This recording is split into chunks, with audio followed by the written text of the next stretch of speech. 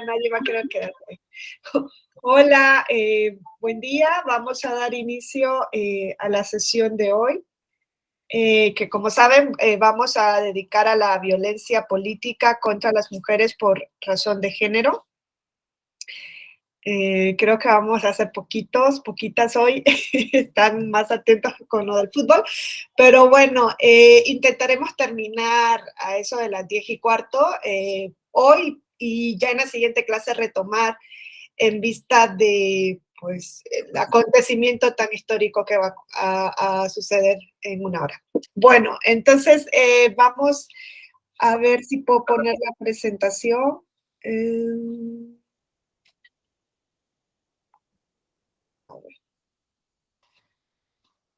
Voy a intentar, ya, ok.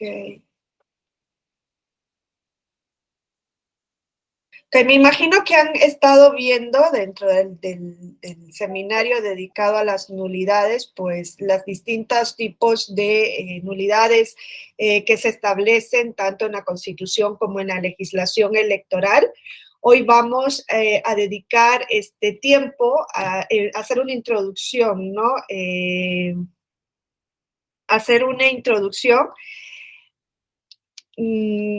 sobre lo que es la violencia política contra las mujeres por razón de género, para luego en la siguiente clase aterrizar en los casos. Ahí se nos señalan varios, pero yo voy a tratar 3 casos específicamente. Uno es la elección de Coyoacán, el segundo es la elección de Iliatenco y la tercera de Atlaute. En los 2 últimos ustedes saben que es cuando se ha declarado históricamente en México la nulidad de 2 procesos electorales precisamente por la conducta por la acreditación de la conducta y de la trascendencia, ¿no? De la violencia política contra las mujeres por razón de género. Ahora, ¿qué significa hablar de violencia política contra las mujeres por razón de género? Pues hay que retrotraernos, ¿no? Y en este sentido hay que decir que la historia del reconocimiento de la ciudadanía de las mujeres en México y en todos los países del mundo ha sido un camino sumamente sinuoso, que en México hace poco, ¿no? Celebrábamos pues el reconocimiento del derecho al voto. No han pasado, creo que ni 70 años, ¿no? Desde que se ejerce el voto por parte de las mujeres como ciudadanas. El reconocimiento se da en una reforma constitucional de 1953, fíjense, 53, 47, 69 años. Hace menos de 70 años las mujeres en México no eran ni siquiera ciudadanas, y no fue hasta 1955 cuando se da este ejercicio en una elección presidencial. Entonces, es importante tener en cuenta que hablar de ciudadanía, hablar de participación política electoral de las mujeres es una cuestión relativamente reciente. Ahora, una vez reconocidos el voto femenino en la Constitución, ¿no? El voto de las mujeres, esto significa que ya se da el reconocimiento de la ciudadanía plena para las mujeres en México. Y pues a esta pregunta tenemos que responder que no. Encontramos que una vez conquistado el derecho al voto, pasaron casi 4 décadas durante las cuales la participación de las mujeres en las cámaras, ya no hablemos de la participación de las mujeres en otros órganos, estamos hablando de las cámaras, no estamos hablando de cargos uninominales, no estamos hablando de ejecutivos, estamos hablando de legislaturas, fue sumamente simbólica. Entonces, el reconocimiento de la ciudadanía se da en 1953. No obstante, pasan casi 4 décadas hasta la década de los 90 del siglo pasado, en donde la participación de las mujeres fue prácticamente nimia, ¿no? Insignificante, tanto en número como en impacto, porque pues era un grupo muy pequeño dentro de las legislaturas, y en ese sentido se habla, ¿no? De la mujer símbolo. Ustedes van a encontrar en algunas lecturas como de Dalerup que esta mujer símbolo es una mujer prácticamente sola dentro de un grupo dominado por hombres, que puede suceder tanto en la política, ha existido también en el ámbito de lo laboral, ¿no? Entonces, lo que sucedía con este efecto de la mujer símbolo, con este fenómeno de la mujer símbolo, es que a la mujer que llegaba a ocupar un cargo como el de legisladora se le consideraba la representante de todas las mujeres. Y ocurrió una cuestión muy trascendental, y es que si esta mujer fallaba, la conclusión es que todas las mujeres no eran buenas para ejercer esa labor. Es decir, el ejercicio del cargo se vinculaba directamente con el género.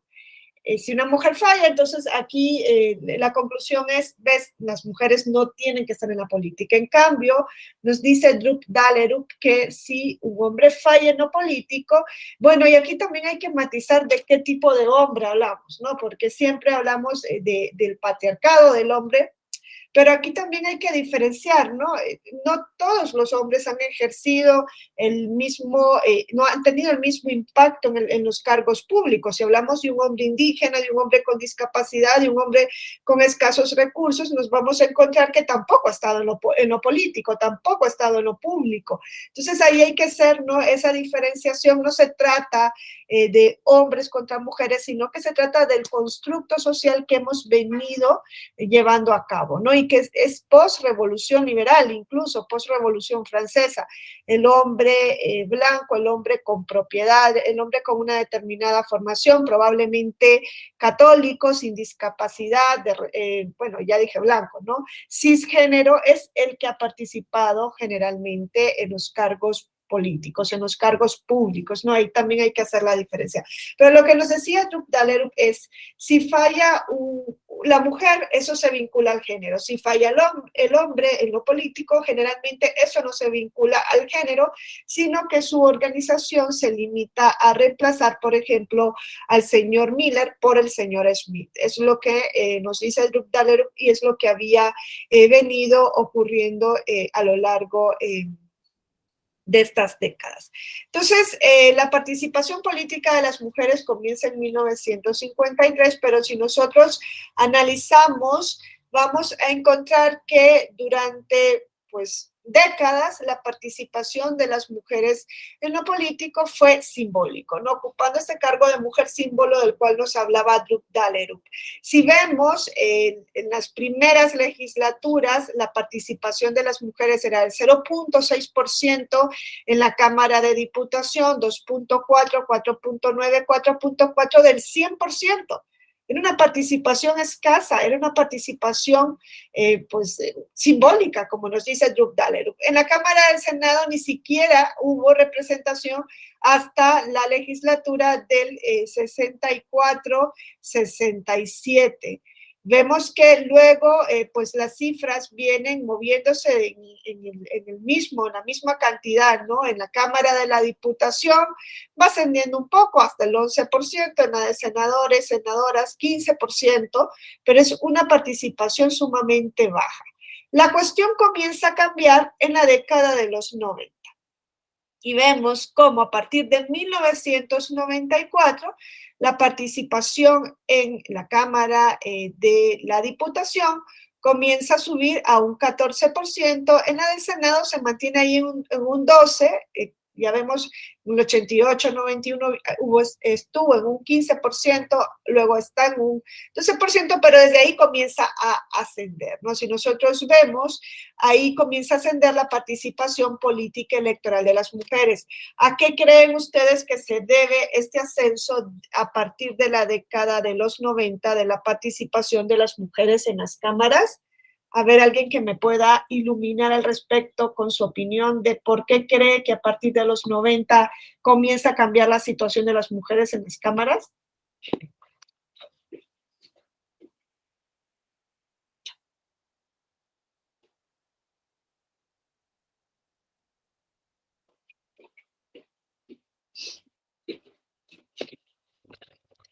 A ver, yo también les quiero escuchar porque pues eso de que la clase la dé solo yo se torna bastante aburrido. Raimundo dice, a la exigencia de las cuotas, perfecto. Raimundo pues acierta, nos dice, en la década de los 90 comienza a cambiar la situación precisamente por esto, ¿no? porque se comienzan a incorporar en México por primera vez en lo político electoral acciones afirmativas. Hoy día estamos escuchando hablar de acciones afirmativas a favor de personas indígenas, a favor de personas con discapacidad, a favor de afromexicanos. Antes ni siquiera se hablaba de las personas afromexicanas, se creía y se sigue tratando así. Lo estuvimos viendo en un encuentro el jueves pasado. Se sigue tratando como un apéndice de las comunidades de los pueblos indígenas cuando son realidades completamente distintas, ¿no? Hoy día sí se habla de acciones afirmativas a favor de la diversidad sexual, pero no olvidemos que las primeras acciones afirmativas que se incorporan en México, y ojo, hay una gran diferencia, vamos a ver, con esas acciones afirmativas de la década de los 90 del siglo pasado, fueron las cuotas de género. Existía en México un mandato constitucional, ¿no? A partir de 1953 se establece, ¿no?, que la mujer puede ser ciudadana, ¿no? En el artículo 35, principalmente en el artículo 35 de la Constitución. Ya no se dice que solo los hombres pueden ser ciudadanos, ahora se abre, ¿no?, la posibilidad, se permite, por tanto, ¿qué significa ser ciudadano? Ciudadana significa poder ejercer derechos político-electorales. Eso es lo que diferencia a una persona que es ciudadana de una persona que no lo es, ¿no? Yo no soy ciudadana en México, yo no puedo ejercer derechos político-electorales. A partir de que la mujer es reconocida como ciudadana, entonces, entre otras cuestiones, puede votar y puede ser votada, ¿no? Además de que puede tener el derecho de asociación, de afiliación, de todos los derechos político-electorales que tenemos hoy día reconocidos. Ahora, este reconocimiento en la Constitución estaba lejos de convertirse en un mandato de igualdad de oportunidades. Había una igualdad formal, eran ciudadanas, pero no había una igualdad de oportunidades. Las mujeres estaban en un punto de partida retrasado con relación a los hombres. ¿Por qué? Porque existía, ¿no?, incluso un temor de que la mujer participara en lo político.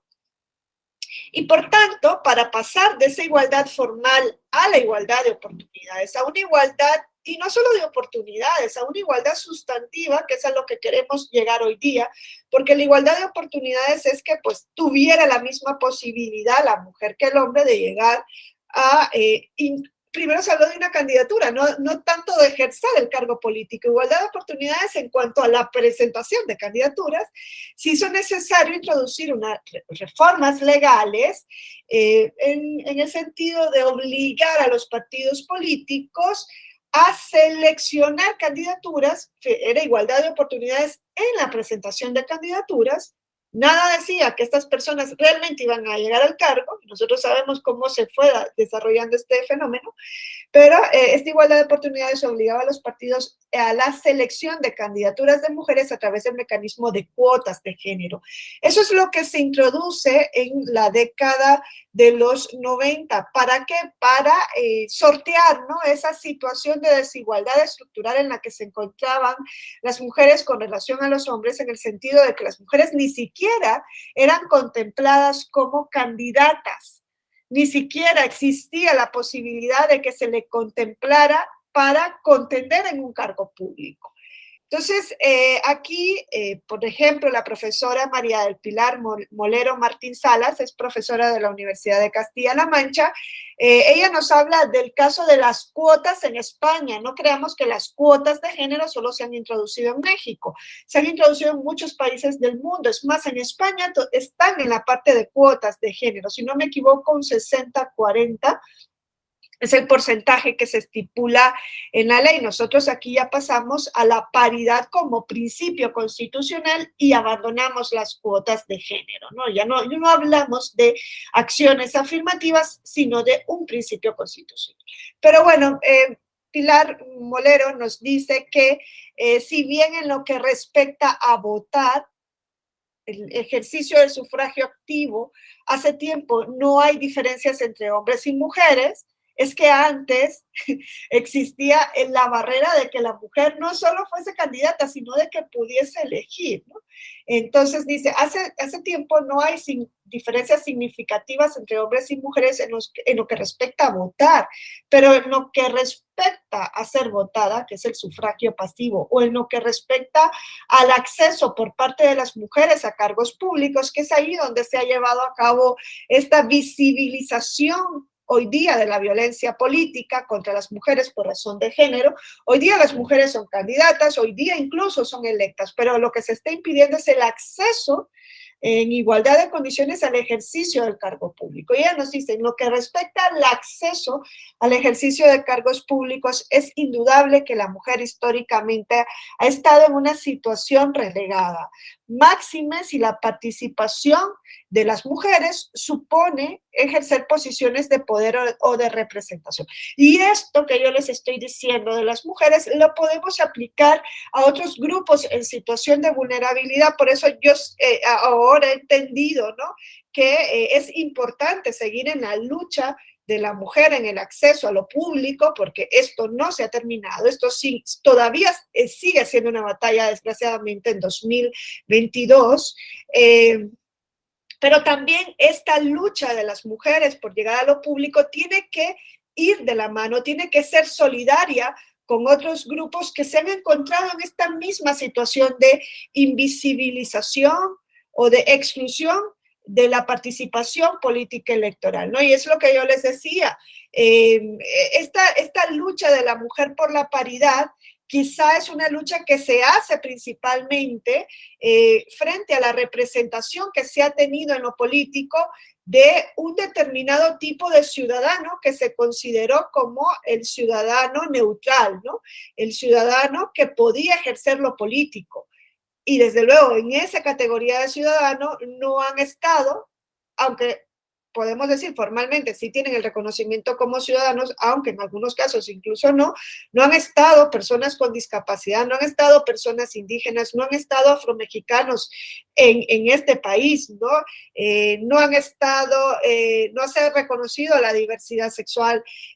Hay muchísima materia que resolver todavía, ¿no? Hasta hace poco las personas en prisión preventiva quedaban suspendidas de la ciudadanía. Entonces, cuando hablamos de inclusión de la mujer, desde luego no nos tenemos que olvidar que esto se tiene que ver desde una perspectiva de derechos humanos, que incluso si nosotros vemos el protocolo de perspectiva, para juzgar con perspectiva de género de la Suprema Corte, nos dice, esta perspectiva de género no solo aplica únicamente a las mujeres, sino que aplica para deconstruir lo que hemos venido entendiendo como normal en nuestra sociedad. Y es eso, ¿no? Del sujeto neutral, que ha sido pues un determinado prototipo de ciudadano. Eso es lo que hay que deconstruir para que entre dentro del concepto de lo público, pues toda la ciudadanía. Entonces, Pilar Molero ahí acierta, ¿no? Nos dice, formalmente, ante la ley, pues podemos ser iguales, pero materialmente no es así. Y esto se denota mucho más cuando se trata de acceder a un cargo donde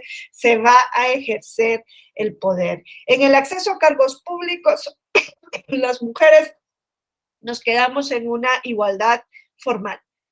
Y es por eso que estamos en la búsqueda de la igualdad sustantiva. ¿Cuál es la diferencia de la igualdad formal con la igualdad sustantiva? Pues que la igualdad formal se queda en la norma.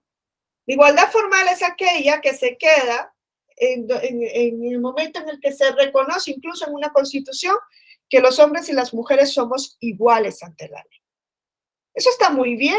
Se tiene que dar el paso en el reconocimiento. Es más, la ley tiene que ser la misma para todas las personas. En principio, ¿no? Es el carácter general, abstracto de la ley, es la igualdad formal. Pero nosotros sabemos que podemos ser iguales ante la ley, pero en la realidad no lo somos. Entonces, ahí es donde se tienen que ir introduciendo acciones para equipararnos, ¿no? Para ponernos en un mismo punto de partida y a fin de alcanzar, ¿no? En el mismo sentido, el punto de llegada. Entonces, esa es la igualdad sustantiva, es no conformarnos únicamente con lo formal, no conformarnos únicamente con el reconocimiento legal, que es necesario, pero no es suficiente, sino que es imprescindible ir introduciendo pues medidas que nos permitan equipararnos. Y es ahí donde entran las acciones afirmativas. Las acciones afirmativas son acciones políticas, medidas, ¿no? Que lo que van a intentar es a revertir situaciones de exclusión, potenciando la participación en distintos ámbitos de quienes se han quedado durante siglos fuera. Y dentro de esas acciones están estas reformas al entonces Código Federal de Instituciones y Procedimientos Electorales, COFIPE, ¿no? Que pasa a ser la Ley General de Instituciones y Procedimientos Electorales a partir de 2014. Y como ustedes pueden ver, hubo 4 grandes reformas al entonces Código Electoral, donde se fueron modulando poco a poco las acciones afirmativas a favor de las mujeres. En las acciones afirmativas, en este caso, se trataba de cuotas. Si nosotros vemos la primera reforma al Código de Instituciones, de Procedimientos e Instituciones, de Instituciones y Procedimientos Electorales de 1993, lo que hacía era recomendar a los partidos políticos para que promovieran un mayor número de mujeres en los procesos electorales, pero sin carácter de obligatoriedad. Eso significa que en 1993 se le dijo a los partidos, es recomendable que las mujeres participen en un mayor porcentaje dentro de lo público y ya está. No se dijo, y si no se hace hay una sanción. No, no había sanción alguna. Era una recomendación. En 1996 se refuerza esa recomendación y se establece que los partidos políticos no debían exceder un 70% de representación de un mismo sexo. Es decir, que al menos el 30% debían ser mujeres, sin establecer si esto correspondía a candidaturas propietarias o suplentes. Cuando se habla de representación, aquí eran candidaturas. Se le decía, oye, en tus candidaturas no tienes que exceder, esa es una recomendación también en el 96, más de un 70% de un mismo sexo. Pero no se decía en tus candidaturas propietarias o en tus candidaturas suplentes. Claro, imagínense los partidos, decían, ok, pues en la suplencia. Y claro, luego aquí la ley, y es lo que se dice todavía en España, establecía esto, 70%, que no se exceda de un 70%. Entonces quiere decir que al otro sexo le iba a corresponder un 30%. No se decía que la mujer debía tener un 30 o un 70, pero claro, es que veníamos de un 100, casi de un 100% de participación solo de hombres. La lógica nos dice que cuando se dice no excedas el 70% de un mismo sexo, habla de hombres, porque eran los que tenían la mayor participación política electoral hasta ese momento. Entonces, aquí vemos cómo en el 93-96 lo que se establecieron fueron una serie de recomendaciones a los partidos políticos. La diferencia es que en el 96 ya esa recomendación tiene una cantidad, se dice no excedas un 70% de un mismo sexo. Entonces, si nosotros vemos en la tabla del INE, encontramos que en la legislatura del 94 es cuando comienza a ascender la participación política electoral de las mujeres. Era una recomendación, pero en la Cámara de Diputados ya pasamos del 8.8 al 14%. Esta reforma es del 93. Su primer impacto, entonces, es en esta legislatura del 94-97. Hay un impacto, principalmente en la Cámara de las y los Diputados. Ahora, en el 96, le digo, se vuelve a reformar, se recomienda a los partidos no excedas de un 70% de un mismo sexo y vemos el impacto. Ya no es un 14, es un 17.4 y en la Cámara del Senado un 14.8. Hay un impacto, aun y cuando se tratase de una recomendación y aun y cuando nosotros y nosotras sabemos que hubo muchísimo fraude, ¿no? Muchísima zancadilla de los partidos políticos que se resistían a cambiar el orden de las cosas. Y a veces esto, pues nosotros lo vemos como lo más terrible, la resistencia, pero es que esa resistencia es algo que encontramos en la mayor parte de las ocasiones ante los grandes cambios, ¿no? Y esa resistencia la estamos encontrando hoy cuando hablamos de identidad de género, ¿no? Sí, seguimos resistiéndonos y decimos, no, porque ahora van a venir trans, porque ahora van a venir personas que no tienen género, que no se identifican con alguno de los géneros. ¿Por qué? Porque se sale de lo normal, o de lo que nosotros hemos construido como normal. El género es un constructo social. Nosotros no nacemos con un género. Nacemos con un sexo, pero no con un género. Hemos atribuido características a nuestros sexos, hemos construido el género, y así como lo construimos, ¿por qué no se puede deconstruir? Entonces, lo mismo ha pasado parece en todos los ámbitos. Esas batallas las vamos a llevar siempre porque no nos acostumbramos a que somos diversos y diversas, y no nos acostumbramos a que hay cambios, siempre van a haber cambios, ¿no? Entonces, en el año 2002 se vuelve a realizar otra reforma al COFIPE, ¿no? Yo les decía, hubo 4 grandes reformas, 93, 96, 2002. Y en el año 2002 se introduce ya la cuota de género. Y se introduce la cuota de género 70-30, así como en el 96 se le recomendaba a los partidos no inscribir candidaturas de más de un 70% de un mismo sexo. En el año 2002 esto ya no es una recomendación, se convierte en una obligación.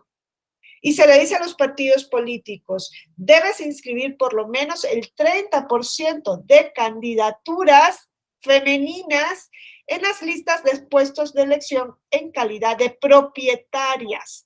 Que ya se les dice, no es que el 30% va a ir en suplencia, no, tiene que ir en calidad de propietarias. Y así se aseguró que en las listas plurinominales debía ir una mujer por cada 3 hombres, ¿no? Entonces, aquí en el año 2002 sí se incluyen sanciones por incumplimientos.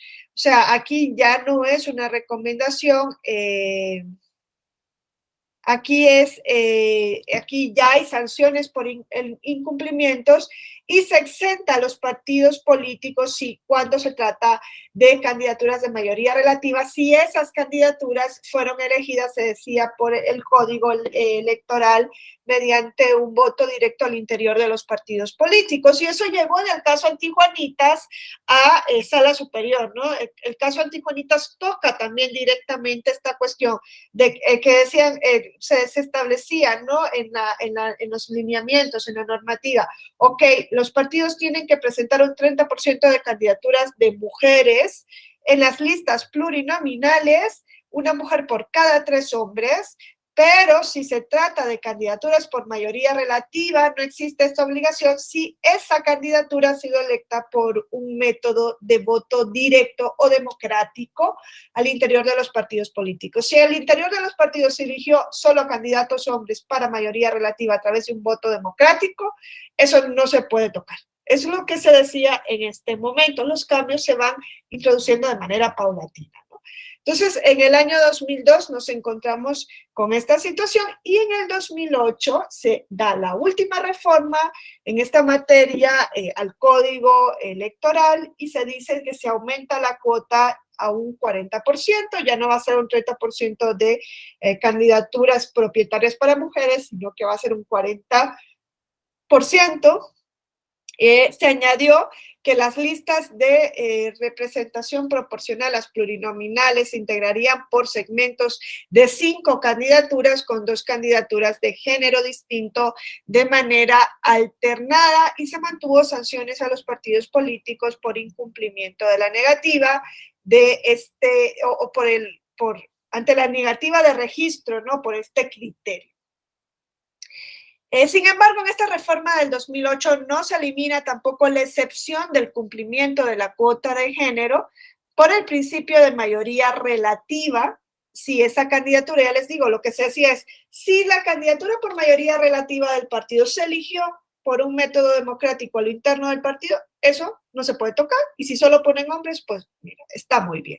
Entonces, eso es lo que se decía, hasta que este criterio fue considerado inconstitucional en la sentencia del caso Antijuanitas, ¿no? Nosotros sabemos de este JDC, el 12.624 del año 2011, en donde pues se da, ¿no? Este caso, este estudio de mujeres que se ponían como candidatas propietarias, pero su suplente era hombre, cuando la mujer llegaba al cargo, porque claro, el COFIPE decía, tiene que ser un 40% de candidaturas de mujeres propietarias.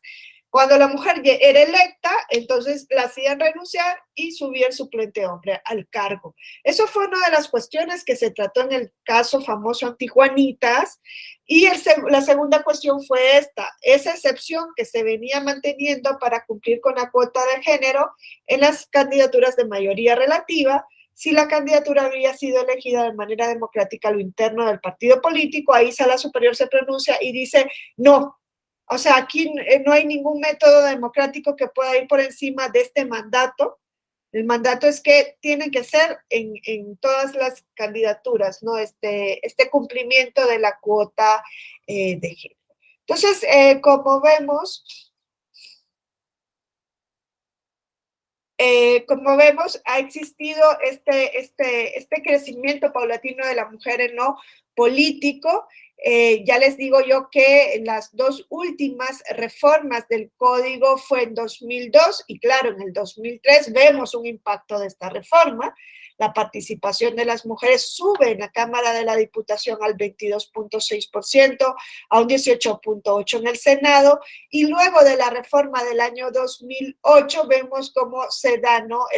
el aumento al 28, al 17, 37, 32, y ya sabemos que en la legislatura 2015, 2018 y más aún 2018-2021, que se le llamó la legislatura de la paridad, el aumento fue exponencial. Hoy día estamos en la legislatura 2021-24 y aquí ya hay una paridad cuantitativa en la Cámara de la Diputación. A ver, me salí. Ya hay una integración paritaria, 250 mujeres, 250 hombres, y en el Senado la participación de las mujeres es de un 49.5%. Entonces, hemos ido alcanzando poco a poco, paulatinamente, ¿no? Esta integración paritaria cuantitativa. El siguiente paso es el cualitativo. Hay muchas cuestiones por mejorar. Pero en este momento histórico lo que podemos decir es que a partir de la introducción de las cuotas, de las acciones afirmativas bajo la forma de cuotas de género, y fíjense, si ustedes lo ven, estas cuotas se introdujeron a través de reformas legales. Fue el código electoral el que se reformó para introducir primero una recomendación y luego una obligación de los partidos políticos. Y es lo que no se ha hecho a día de hoy en el caso de los grupos en situación de vulnerabilidad de los cuales les he venido hablando. Las cuotas no se han estado introduciendo a partir de leyes, sino que hoy las acciones afirmativas las ha ido introduciendo o la autoridad administrativa electoral o la autoridad jurisdiccional electoral, y el legislador, la legisladora se ha quedado callada, no ha hecho nada, no ha introducido ninguna otra acción afirmativa a favor de la inclusión, ¿no? Ni la cuota indígena se ha hecho a través de ley. Eso, aun y cuando la Constitución reconoce la participación política de los pueblos y comunidades indígenas, pero claro, se reconoce tardíamente, si no me equivoco, en el 2002, ¿no? No se ha hecho a través de él, no se ha reformado ninguna norma para introducir esas obligaciones a los partidos políticos para postular candidaturas y para abrir escaños, espacios en la Cámara de la Diputación a favor de esas candidaturas. No se ha hecho, ¿eh? A diferencia de la cuota de género que sí se hizo desde la década de bueno, más aún del 2000, porque antes era una recomendación a través de ley. Estas reformas tuvieron un impacto. Miren, nosotros muchas veces satanizamos a las acciones afirmativas, ¿no? Decimos, ¿y por qué van a obligar? Solo porque es persona indígena, solo porque tiene discapacidad, a tener un espacio en lo político público, donde queda la idoneidad, la capacidad de la persona para estar. Pero es que no nos ponemos en la realidad, ¿no? Cuando tenemos esas objeciones, no le podemos pedir a estas personas que tengan una formación política electoral o experiencia cuando no se la hemos dado, no han tenido la oportunidad de estar ahí. Es como cuando una persona joven busca una oportunidad laboral, lleva su currículum y le dicen, es que exigimos 10 años de experiencia. Y claro, dice, es que si no entro ahora, ¿cómo voy a tener 10 años de experiencia? ¿Cómo les exigimos que tengan experiencia si no han tenido la oportunidad de participar? Entonces, aquí estas acciones afirmativas vienen a trabajar en este sentido, ¿no? Y yo creo que una de las cuestiones trascendentales que hacen las acciones afirmativas es cambiarnos la perspectiva, es borrar de nuestra mente que el hecho de que alguien no tiene que estar en lo político público porque no va a poder con ello. Yo creo que es a lo que coadyuvó muchísimo la introducción o la preparación que hizo las cuotas a la paridad de género en México. O sea, nos abonó el camino para normalizar que la mujer pueda estar en lo político, para ver que no se iba a caer la política porque la mujer saliera, bueno, ni tampoco se iban a caer los hogares porque la mujer saliera de lo doméstico. Lo malo es que, claro, en muchos casos, para que la mujer pueda entrar en lo político, otra mujer tiene que entrar en lo privado a cuidar de la familia, del hogar, de los hijos. Eso también es un impacto negativo en el sentido de que el avance de un grupo de mujeres no va de la mano con el avance principalmente del grupo de mujeres que ha estado más marginada, ¿no? Entonces, las acciones afirmativas tienen muchas ventajas, pero también tiene cuestiones que hay que ir ajustando a lo largo de su implementación. Yo creo que, les vuelvo a repetir, dentro de las ventajas está esta, la de visibilizar a la mujer en lo político. Yo siempre cuando doy estas sesiones les presento este extracto, es de una película de España que narra la vida de una de sus principales feministas, ¿no? Bueno, yo no sé si el término es en sí feminista o no, pero de una de las mujeres que más luchó por la inclusión de la mujer en lo político en España. Esto se da en 1930-31, se discutía la Constitución de España de la Segunda República anterior a la actual de 1978. Esta es la Constitución de 1931 y en la Constitución de 1931 por primera vez se reconoce que la mujer va a ser ciudadana. Esos argumentos que se dan en este extracto de la película, que son los argumentos que se dijeron en los debates de la constituyente, si iba a crear una nueva constitución en España, esos argumentos son los que se han dado prácticamente en todo el mundo para impedir que la mujer entre dentro de lo político. Estos mismos argumentos que vamos a escuchar, y esos argumentos se han llevado incluso en países que son para nosotros la panacea de la democracia, ¿no? Si yo les pregunto, ¿cuál es el país que ustedes han escuchado a nivel mundial, no a nivel de la región, sino a nivel mundial, que es de los países donde la democracia es máxima, que hasta se nos presenta como un paradigma de la democracia directa?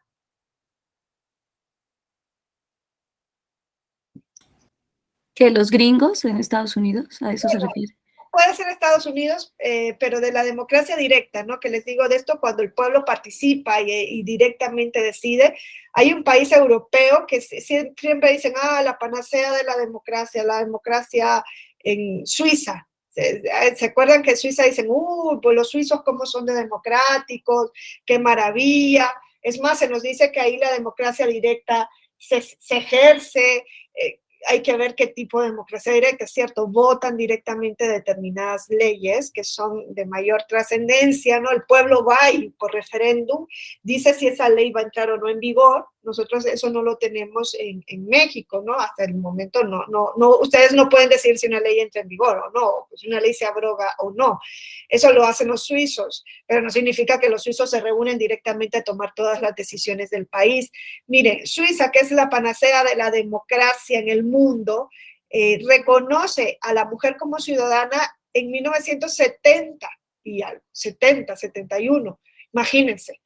Y en uno de sus cantones, porque es un país federal como México y a los estados federados se le denominan cantones, lo hizo en 1991. O sea que hasta 1991 en uno de los cantones suizos, panacea de la democracia, la mujer no era ciudadana. Ese es un problema mundial, o sea, no es una cuestión de México, no es una cuestión de Costa Rica, no es una cuestión de Colombia, no es una cuestión mundial. Y en Estados Unidos, nos dice Carla, pues que también es un país, ¿no? Que nosotros decimos, bueno, tienen una democracia consolidada. La mujer fue ciudadana hasta 1920, hace un siglo, la mujer no era ciudadana. Es más, pero ahora decimos, ¿y qué mujer fue ciudadana en Estados Unidos en 1920? Pues la mujer blanca, porque la mujer afrodescendiente no podía ejercer sus derechos político-electorales en la mayoría de los Estados Unidos de América. La Constitución decía, no puede haber ningún tipo de discriminación en el ejercicio del voto entre hombres y mujeres, pero eso era formal. En la práctica, eso que decía hombres y mujeres eran mujeres blancas. Las mujeres afrodescendientes adquieren realmente el derecho al voto en Estados Unidos de América a partir de 1975. Y no solo la mujer afrodescendiente, el hombre afrodescendiente también. Por eso yo creo que el estudio tiene que ser en profundidad, ¿no? Nosotros decimos, hemos alcanzado la paridad, pero ¿la paridad con quién? La paridad con el hombre blanco, cisgénero, la paridad con el hombre blanco, cisgénero, propietario, que tiene una determinada formación. Ese es probablemente católico, cristiano, pero eso es lo que ha estado en lo público. Porque nosotros decimos, hemos alcanzado la paridad con los hombres, pero no con el hombre indígena, ni con el hombre de escasos recursos, ni con el hombre afrodescendiente. Ellos también han estado fuera de lo público. También han estado fuera de la igualdad de oportunidades. Entonces, hay que deconstruir también este pensamiento que nosotros llevamos de, es mujeres contra... No, se ha tratado de en la construcción, como dice en el protocolo, para juzgar con perspectiva de género a la Suprema Corte, la construcción del sujeto neutral. Eso es lo que nosotros debemos de construir. Al que le hemos dado el poder ha sido ese sujeto aparentemente neutral, que no es el único y ni tiene que ser el único ciudadano. Entonces, en este extracto les digo que se presentan algunos argumentos por los cuales en España se decía jamás ni nunca le den el voto a la mujer. En esta corte constituyente, sabemos que cuando se va a dar una nueva constitución, se elige una asamblea constituyente. Ustedes lo vivieron aquí para Ciudad de México, ¿no? Pues en España se eligió eso para todo el país. Habían 3 mujeres y 2 de ellas luchaban en contra del voto de la mujer. O sea, ellas habían sido electas. Fíjense cómo era tan la cuestión que se decía, que la mujer sea electa, ok, que se puede elegir, pero que no, elija. Porque claro, decían, si va a ser electa, ¿quién va a votar por la mujer? Pero si ella puede votar, probablemente va a votar por otra mujer. O, como se decía aquí, va a votar por la derecha. En España, en este momento era crucial, ¿por qué? Porque existía, ¿no?, esa lucha de la izquierda, pues anticlerical, ¿no?, con la derecha, con la iglesia principalmente, que había apoyado a las dictaduras que habían existido previamente en España. En este caso era Primo de Rivera, si no me equivoco, todavía no había entrado Franco. Franco entra en el 35, 36, esto es 1931, Segunda República. Aquí no hay monarquía, habían expulsado al monarca Alfonso XIII, y pues se quiso instaurar una España republicana. Hubo 2 intentos en España por hacerlo, este fue el segundo, ya no se ha vuelto a hacer. Miren lo que se decía y díganme si no se ha dicho lo mismo en México o algo parecido, ¿no? Tiene la palabra el diputado Novoa Santos. Porque hemos de conceder a la mujer los mismos privilegios que al hombre. ¿Son acaso organismos igualmente capacitados? La mujer es toda pasión, toda emoción, toda sensibilidad, no es en cambio reflexión, no es espíritu crítico, no es ponderación y ni mucho menos sensatez. Las mujeres son histéricas por naturaleza y por ello son volubles, versátiles. Y yo me pregunto, ¿en qué despeñadero nos meteremos si concedemos el voto a la mujer? Tiene razón, su señoría, al mencionar la sensatez como cualidad fundamental para ejercer la política, pero quizá su señoría tendrá mejor memoria que yo y podrá recordarme en qué periodos de la historia política reciente, o no tan reciente, los hombres hemos hecho gala de esa sensatez.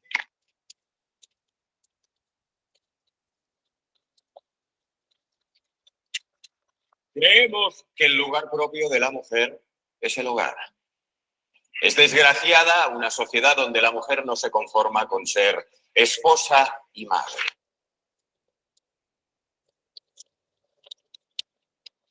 Esta Constitución ya puede decir en su primer artículo que España es una república democrática en la que todos sus poderes emanan del pueblo.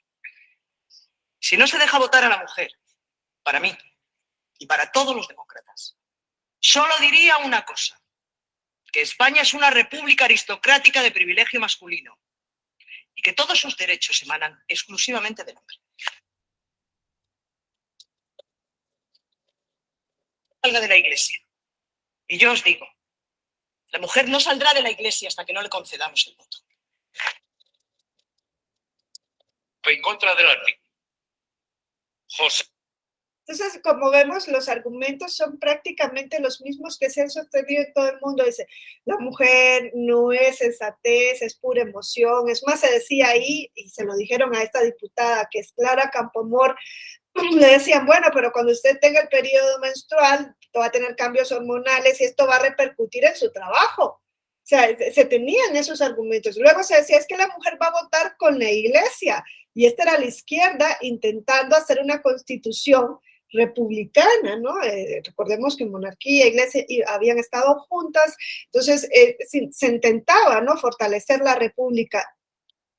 Desgraciadamente en España pasó eso, ¿no? Ganó la derecha en cuanto a la mujer se le permitió votar y ahí vino el burumbum diciendo, no se le debió permitir a la mujer votar, pero es que esa es la democracia. Esa es la democracia, ¿no?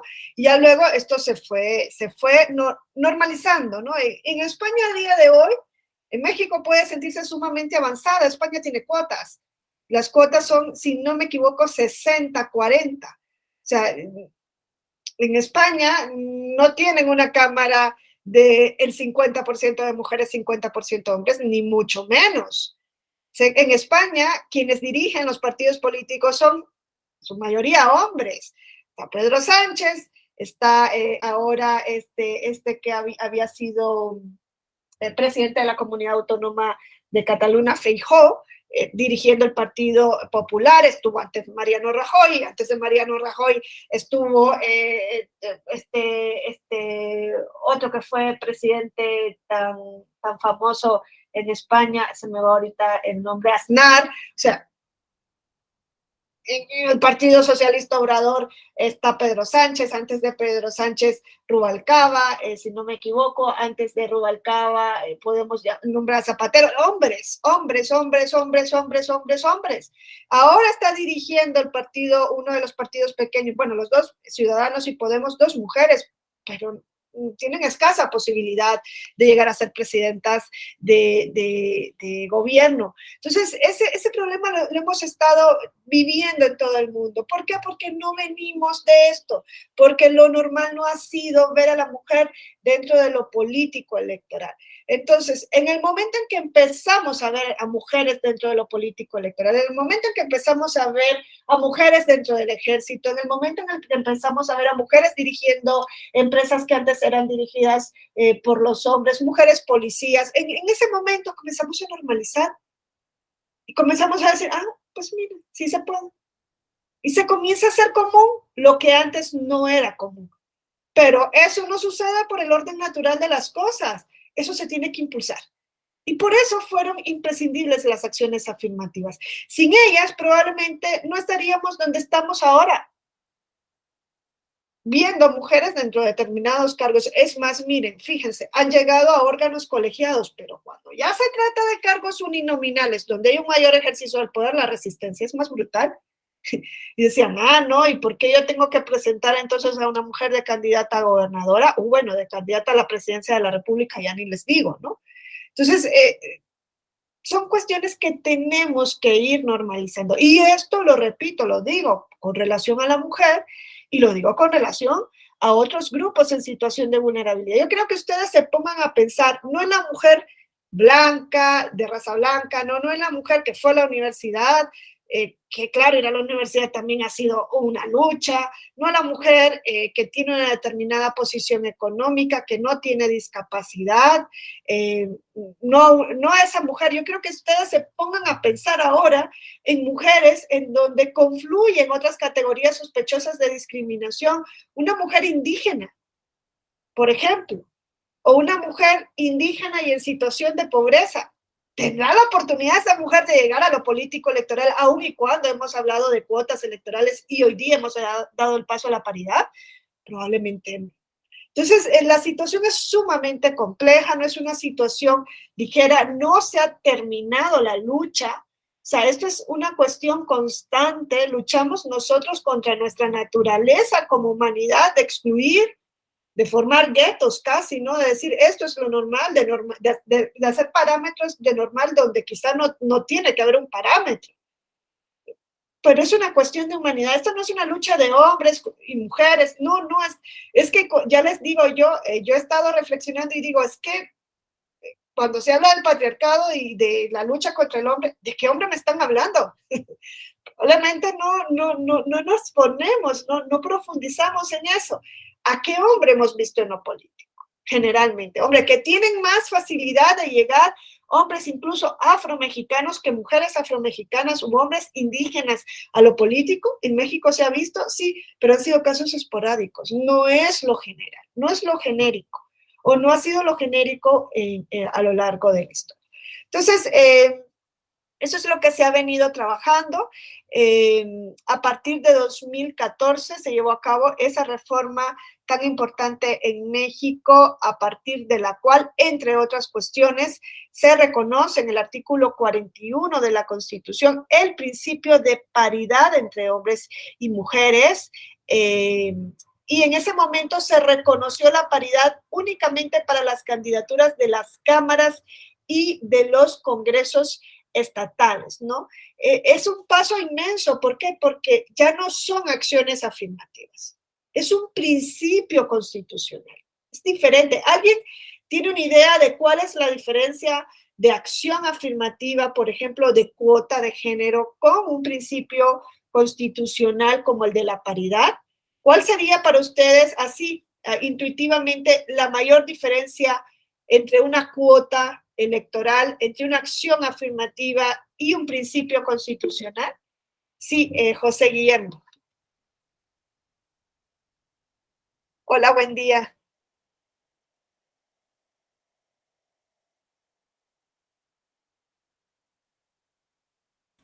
No se te oye, José Guillermo. Sí. Gracias, maestra, nuevamente, muy amable. Gracias, compañera. Muy amable, maestra. Pues, mire, a título personal, cuando nos tocó el tema de violencia política de género, fue muy complejo entender que esta violencia política de género, como usted la comentaba, va más allá de que a veces el hombre no permitía o no permite esos espacios políticos. Cuando se empezaron a generar las acciones afirmativas, tuvieron la finalidad del acceso a llevar a las mujeres al acceso al poder, era generar estos mecanismos que nos permitieran, y empezó precisamente con las cuotas, pues en su momento 30-70, 40-60. Fue muy difícil para los hombres, sí, porque en el caso del sistema político mexicano y en el caso de la entidad federativa donde yo vivo, fue muy difícil para ellos explicarles, no a los hombres, sino a los representantes de partidos políticos, que estas acciones afirmativas tenían que estar inmiscuidas de poner a mujeres en cargo de elección popular, pero no solamente era ponerlas por ponerlas, sino también era además ponerlas en espacios ganadores. No solamente era ponerlas en una presidencia municipal, en una regiduría, y muy excepcionalmente para gobernadora, que ya se nos dio en el caso de mi entidad. Por lo que respecta a estas cuotas para mí sí fueron importantes, porque independientemente que está el caso de las Juanitas, que fue un tema que también tiene de mucha trascendencia, porque le permitió también al legislador y al Tribunal Electoral del Poder Judicial de la Federación visibilizar que no se permitiera cometer fraudes propiamente a la ley. Y entonces, el caso de las Juanitas, que yo en lo personal sí entiendo de dónde viene el concepto de Juanito, pero también se me ha hecho un concepto muy degradante propiamente también cuando se les ha conceptualizado a las famosas Juanitas por el tema de Juanito propiamente. Sin embargo, en esos momentos era parte de lo que tenemos en el sistema, que una simulación de acceso al poder a las mujeres a través de ellas ser las propietarias y después renunciar a sus curules, pues definitivamente fue un fraude a la ley.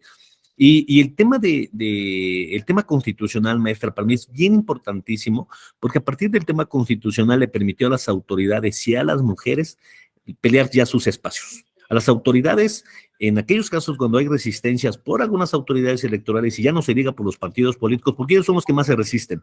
Como algo más curioso, en el sistema electoral, el acceso al poder de las mujeres, obvio que tiene que ver dentro de los partidos, porque son hombres, pero las resistencias más curiosas están dentro de los partidos políticos, porque a mí cuando me tocó por primera vez generar un lineamiento en darles acceso al poder a las mujeres, nosotros lo que buscamos siempre fue el acceso al poder en un orden de prelación mujer, hombre, mujer, hombre, mujer, hombre, mujer, hombre. Tenemos una sentencia relevante en Morelos propiamente, que es la que le da inicio al acceso al poder en municipios ganadores, y el tema constitucional pues es el que vino a darle una verdadera certeza jurídica, el verdadero acceso al poder a las mujeres. Que falta mucho por hacer. Yo creo que ya se dio un gran paso, un gran paso de gran trascendencia, entenderlo en términos constitucionales. Ahora, el único que a título personal, que en estas próximas elecciones que vamos a tener son de gran relevancia, es cómo evitar esta violencia para que estas mujeres sí lleguen al poder. Va a ser el meollo de esta próxima elección, porque ya lo tenemos constitucionalmente. Ahora, ¿qué mecanismos van a generar las autoridades, tanto a nivel local como a nivel nacional, las autoridades involucradas tanto en el ámbito fiscal, ante el ámbito del Tribunal Electoral, o sea, todos los entes que están involucrados para evitar la violencia de género? La mayor preocupación, pues para mí va a ser ahorita, ¿cómo sí permitirles que realmente lleguen al acceso al poder? Entonces, pues si usted me permite, este proceso que se ha dado de evolución en el sistema electoral mexicano, primero con el tema de las cuotas, luego con el de paridad, luego con acciones afirmativas, en donde le demos la posibilidad de que mujeres, en algunos casos sí sean suplentes de hombres, pero si renuncia al hombre se quede la mujer, eso lo veo muy bien, de maravilla, y ojalá vea una cámara pues ya más de 50, porque si se dio en los hombres, ¿por qué no verla más adelante un 55, un 60 mujeres y 40 hombres? Porque esto va a permitir de alguna manera un mayor crecimiento. Y pues yo nomás espero la reforma constitucional para que ahora no solamente sea la paridad de género respecto a cámaras de diputados, senadores, sino también a gobernadores y a presidente de la República. Muy amable, maestra, gracias. Gracias, Guillermo. A ver si me puedes luego contar en un correo lo de Juanitos, porque yo no entiendo de dónde viene lo de Juanitos. Sí, siempre... Fíjate que me preguntaba eso de antijuanitas, ¿por qué? Pero pues ya veo que hay un contexto, si luego me lo pudieras contar te lo agradecería, porque pues a mí se me hace muy interesante conocer todas esas peculiaridades del país. El caso de las Juanitas surge de Juanito. Juanito es un líder de un partido político, más que un líder, es visualizado por un partido político. Juanito, en esos momentos, una de las delegaciones de la Ciudad de México, tenía que ir una mujer. Entonces ponen a Juan, famoso Juanito, que lo conocemos y los compañeros que están en el curso se acordarán. Él es Juanito, es por una de la delegación. No me viene ahorita la delegación, me voy a acordar de ella. Se maneja que se le pretende a Juanito nombrarlo como propietario a una delegación en la Ciudad de México, y la finalidad es que una vez que Juanito llegara, renunciara para que su suplente subiera al poder.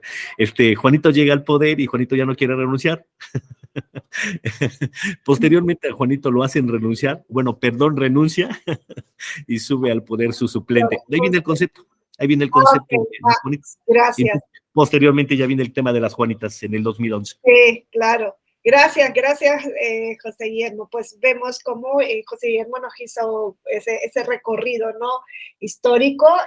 Pues claro, hay mayores garantías cuando es un principio que está en la Constitución. La Constitución es la norma suprema y por tanto toda la normativa que esté por debajo, todos los actos de autoridad de particulares se deben regir conforme a ella. Y hay otra gran diferencia también en el hecho de que ya no sea una acción afirmativa, y es que las acciones afirmativas tienen un carácter temporal, son medidas temporales, es decir, no se pueden mantener por siempre. Hoy día ustedes tienen la cuota, por ejemplo, indígena, ¿no? Que en este proceso electoral se subió, eran 13 curules para personas indígenas en la Cámara de la Diputación, hoy son si no me equivoco, 21 de mayoría relativa y 9 de representación proporcional. De 13 pasaron a 30.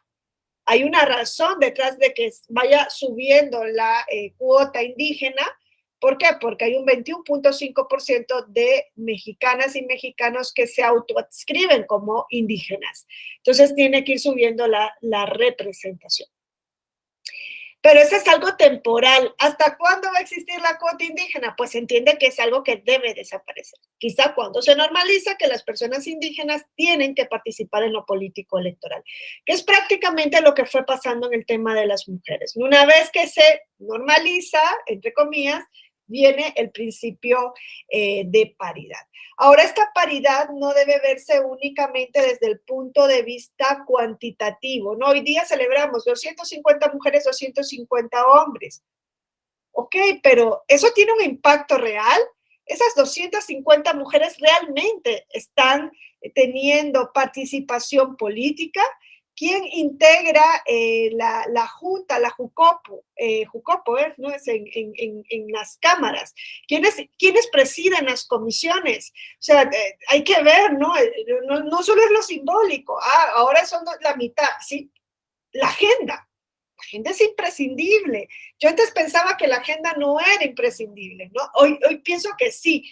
Y más aún cuando estoy viendo cómo están actuando quienes han llegado por acción afirmativa con discapacidad, de diversidad de género a las cámaras. ¿Qué agenda traen? ¿Están realmente siendo una voz? Porque se dice, es que sean voz y voto de estos grupos que han estado fuera de lo político. ¿Está pasando esto realmente? A ver, lo que aquí estamos buscando no es el número, es redistribuir el poder público.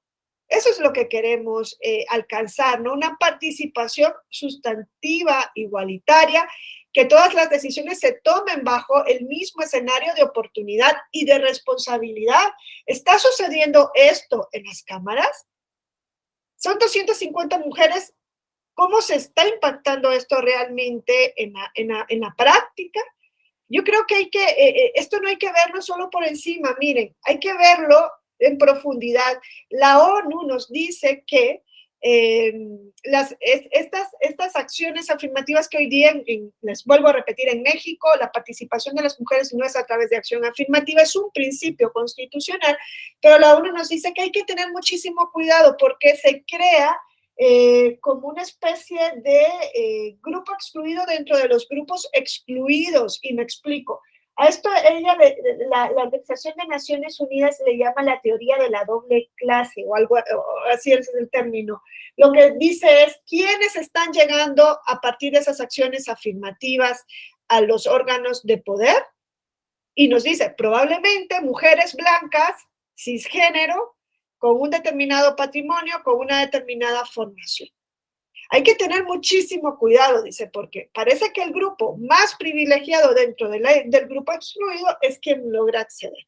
Y es por eso creo que en México también ahora el momento de diseñar estas otras nuevas acciones afirmativas se han hecho transversales.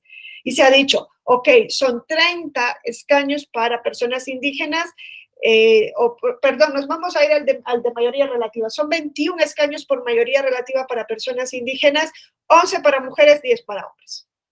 11 mujeres indígenas tendrían que ser.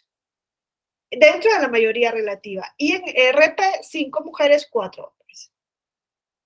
O sea, se han hecho transversales, no se ha dicho, son 8 personas con discapacidad, 4 mujeres, 4 hombres. Con lo cual, 4 personas con discapacidad, mujeres con discapacidad, van a llegar a la Cámara.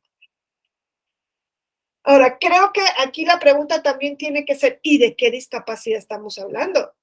Porque ahí también se crea exclusión, ¿no? Tenemos muchísima materia que resolver. Hemos abierto una compuerta que nos pone así en un océano inmenso en el cual tenemos que entrarle y ahora regularlo. ¿Por qué? Porque generalmente cuando introducimos estas acciones afirmativas no nos damos cuenta que se privilegia dentro del grupo excluido a un subgrupo. Y eso hay que trabajarlo. Y es por eso que el Tribunal Electoral ha dicho que se tienen que revisar cómo se han ido implementando las acciones afirmativas hasta el día de hoy. No se ha hecho esa revisión. Yo creo que no se ha hecho ese estudio y además de eso el legislador no ha entrado a regular lo que él tendría que entrar, o ella, ¿no? El legislador, y ahí hay mujeres. ¿Dónde están? Si venimos de la exclusión, ¿cómo nosotros no somos las primeras que estamos ahí abogando por la inclusión de otros grupos? Se nos olvida que venimos de lo mismo. Y ahora, nos decía José Guillermo que el mayor reto es la paridad en cargos uninominales. Es un gran reto, claro que sí es un gran reto. ¿Por qué? Porque parece que a mayor ejercicio del poder, más resistencia, ¿no? Hasta el proceso 2021, creo que solo 7 gubernaturas habían sido gobernadas por mujeres, 7 estados, o sea, son 32, ¿qué me dices? Es una barbaridad, ¿no? Entonces, vimos, ¿no? Esa decisión también de Sala Superior en el 2021 para las gubernaturas que se iban a elegir ahí. Vimos que se dice la paridad también se tiene que ejercer en cargos uninominales. Era difícil porque es un solo cargo, no está dividido. Paridad parece que son 2 grupos y vas a potenciar que los 2 entren. Aquí en esta sentencia Sala Superior hizo un ejercicio para explicarnos que la paridad no es cuantitativa, es cualitativa, ¿no? Y por eso se aplica también a cargos uninominales, que ya se había hecho en los municipios, que ahora se tenía que hacer a nivel de gubernatura. Era más difícil porque la federación no es un todo que podamos decir, son 32 estados, 16 mujeres, 16 hombres, no se puede hacer de esa manera. Se tuvo que hacer desde la argumentación de la paridad cualitativa, ¿no? Lo que se quiere alcanzar a través de la paridad y tomando en cuenta también esa reforma constitucional que tuvieron de la paridad en 2019. Ahora, un mayor reto, creo, al que nos vamos a enfrentar en el siguiente proceso electoral es a la paridad como lo hemos venido construyendo. Y esto no es ninguna locura lo que yo les voy a decir. Miren, la paridad la hemos venido construyendo binaria, hombre y mujer. No sé si la paridad la hemos construido conforme al sexo o conforme al género, que son 2 cosas distintas. Sexo y género no es lo mismo. Es más, el género se introdujo para poner sobre la palestra de lo público, para exhibir cómo hemos venido haciendo, o cómo las diferencias que hemos venido construyendo de lo masculino y lo femenino, de lo que es hombre y ser mujer, ha creado una subordinación, un trato desigualitario. Para eso se introdujo el término género. El género no es lo mismo que sexo, aunque parece que hoy día es sinónimo. No es así. Ahora, nosotros tenemos una paridad de hombre y mujer, no sé si de sexo o de género. Pareciera que según las últimas decisiones de Sala Superior, la paridad se ha construido con base al género. Parece que sí. O quizás Sala Superior no se ha dado cuenta de eso. Es decir, es una paridad binaria. Y ahora tenemos en el espectro, pues, personas que no se identifican con esa paridad binaria. Y hoy día hablamos de personas no binarias y decimos, es que hay conversaciones y las he tenido con personas que se dedican a la Academia de Derecho Constitucional y Derechos Humanos y que dicen que esto es una estupidez. Y me dicen, es que es irracional. ¡Wow! Me parece increíble que alguien que se dedique a los derechos humanos me venga a decir, porque claro, estamos dentro del molde de lo que es normal. Y nosotros decimos, lo normal es que haya hombres y mujeres. Es lo que hemos visibilizado como normal. Pero existen personas que no se identifican ni como hombre ni como mujer. Y eso no es una moda. No podemos llamar moda. Es una decisión que forma parte del libre desarrollo de la personalidad y de la dignidad de los seres humanos. ¿Dónde vamos a ubicar a esas personas? Ya están. Esas personas ya están. ¿Dónde las vamos a ubicar dentro de la paridad? ¿No? Y hoy día tenemos, ahora te doy la palabra, ya te vi, José Guillermo, pero quiero terminar la idea.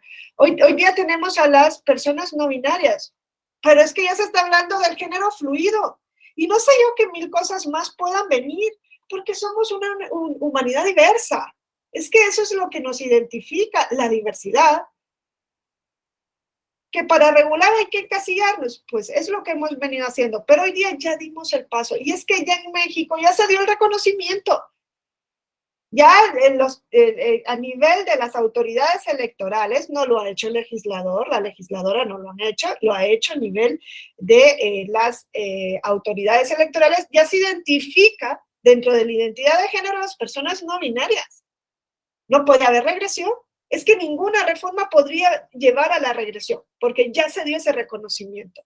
Ay, ¿cómo lo dio el reconocimiento al Tribunal Electoral? Es que es un tribunal constitucional en la materia. Entendamos que la función que realiza el Tribunal Electoral en México no es la función que realiza un tribunal contencioso, ni la función que realiza un juzgado normal. No, es un tribunal constitucional en la materia, y tienen una forma una forma de ejercer sus facultades, o tienen una misión distinta al resto de tribunales. Entonces, aquí en México se presenta un panorama bastante complicado. Ustedes saben que ya no se han ido presentando casos, ¿no?, de personas no binarias que llegan ante el tribunal y le dicen, oye, ¿y yo dónde voy? Porque pues aquí ya se dijo que dentro de este órgano colegiado 50 para mujeres, 50 para hombres, y yo no soy ni hombre ni mujer. ¿Y qué ha venido diciendo el tribunal? Pues al inicio el tribunal decía, para futuras convocatorias, pues se tomarán en cuenta las personas no binarias. Y luego le entra y dice el tribunal, porque pues le tenía que entrar, no lo podía seguir postergando.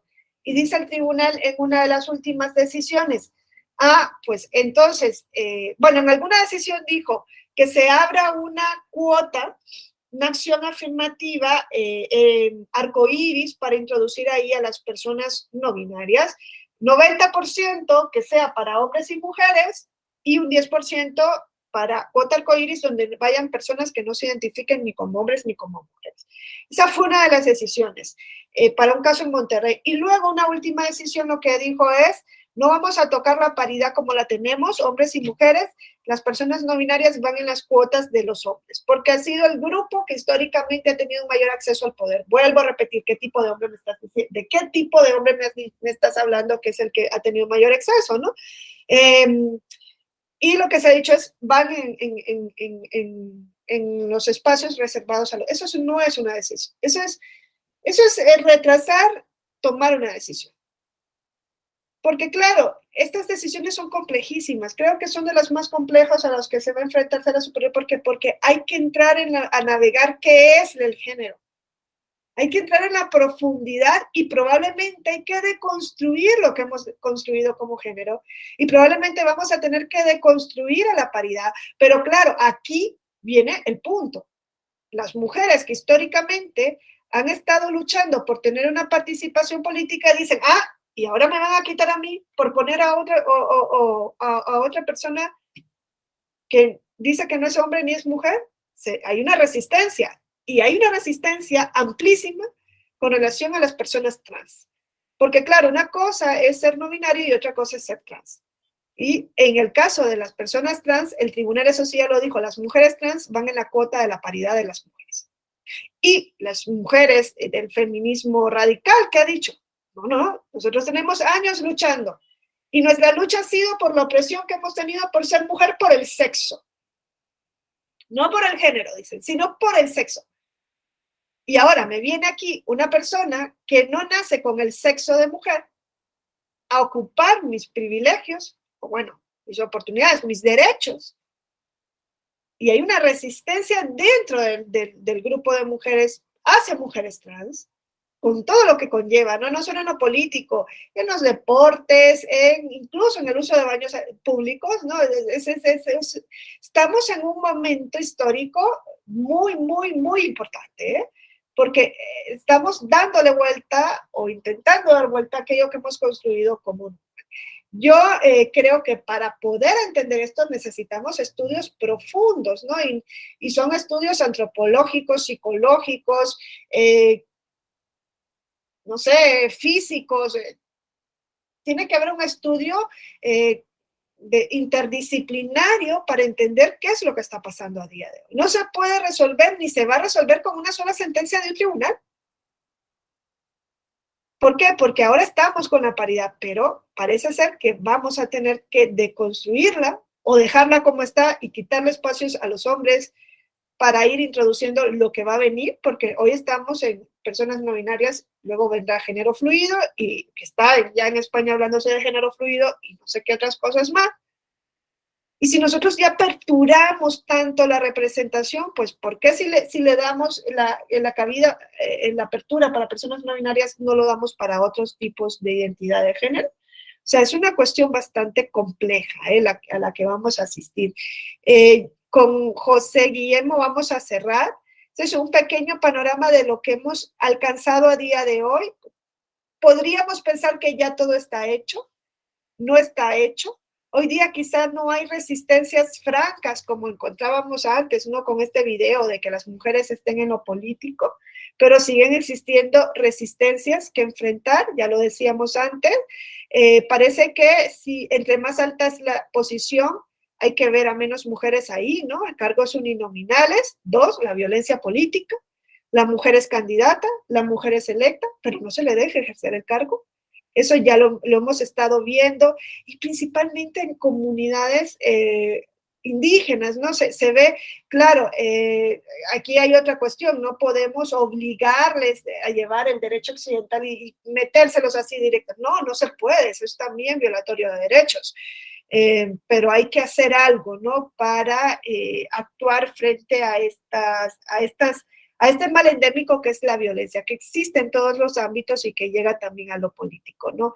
Ya entraríamos en la siguiente clase a ver un poco cómo se ha ido conceptualizando este término de violencia política, desde cuándo se entra a hablar de violencia política contra la mujer por razón de género, qué significa, qué se ha hecho en México a partir de 2020 y las sanciones que ha venido construyendo el Tribunal Electoral.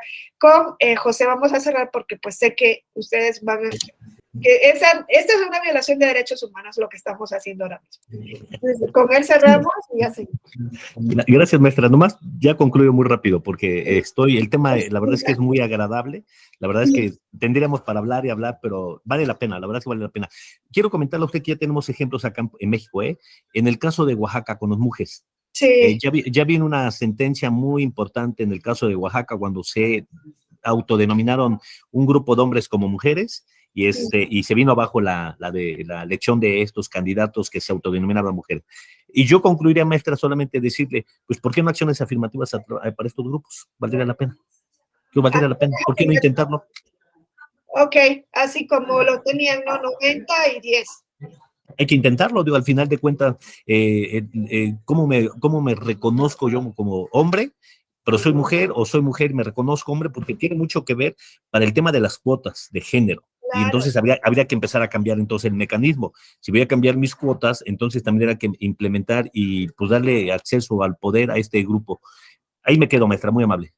Sí, si quiero, mañana vemos también ese tema de los muches. Fue un caso muy interesante en México, ¿no? Donde se habló de la identidad de género, en este caso, ni siquiera eran personas trans, porque muches es una cuestión muy propia, ¿no? De la cultura del itzmeña, ¿no? Creo que es de Oaxaca, de Tehuantepec, ¿no? Pero nos puso de frente sobre qué pasaría con las mujeres trans, ¿no? Y ahí el tribunal toma una decisión súper controvertida, pero que ya ha quedado sentada. Y pues al final lo que dice mujeres trans son mujeres, pero se tiene que quedar esto asentado al momento del registro, no después de esto. Pero bueno, ya para mañana yo tengo una actividad que me han empalmado con esta clase. Estoy viendo si pudiese haber alguna manera para que la retomemos. No sé si puedan hablar con ustedes en otro horario o el jueves. Es que no sé si se puede hacer así, porque no me gustaría perder la oportunidad de estar en la clase, pero pues es un mandato superior y no puedo yo negarme, ¿no? Entonces, a ver cómo lo podemos hacer. Y bueno, ya le resolveremos. Ahorita yo creo que lo principal es ver si gana la selección o no gana. Bueno, no soy mexicana, pero más que mexicana, ¿eh? Ojalá que sí. ¿Alguien ya está viendo el partido? No, pero sí oigo ruidos y como Ok, grita la vamos, gente. ahora lo platicamos. Bueno, cuídense mucho, ¿eh? Gracias, bye. Hasta luego, un gusto. Gracias, buen día. Lo Hasta luego. arreglamos para mañana. Gracias. Bye, gracias.